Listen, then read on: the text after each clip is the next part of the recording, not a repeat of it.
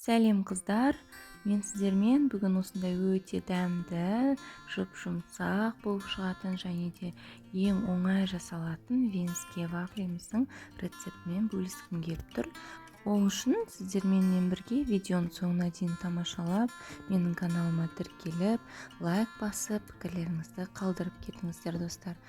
Ал мен көп созбай рецепті бастайын, достар. Ең алдымен осындай бөлме температурасындағы сары майымызды аламыз. Оның үстіне сүтімізді құямыз. Және де осының үстіне қантымызды саламыз. Оның үстіне жұмыртқамызды саламыз. Және де онымен араластыра отырып, қобызтқышымызбен ванилинімізді салып аламыз осы аралықта. Бір келкілік қоюлық дайын болғанша барлығын араластырамыз. Мінекей қыздар, осындай керемет бір келкілік қоюлық дайын болады.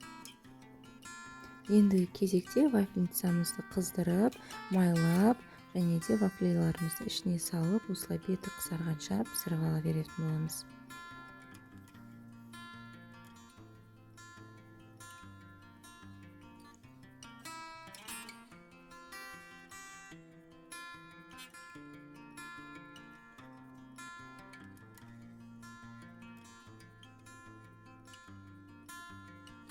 Мінекей достар, өте керемет, жұп-жұмсақ, хош иісті вафлиларымыз дайын болды.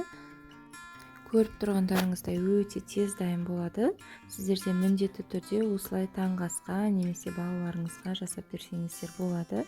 Ал мен сіздермен келесі кездескенше осындай керемет рецепттермен қоштасамын. Ал сіздер менің каналыма тіркеліп, лайк басып, пікірлеріңізді қалдырып кетіңіздер.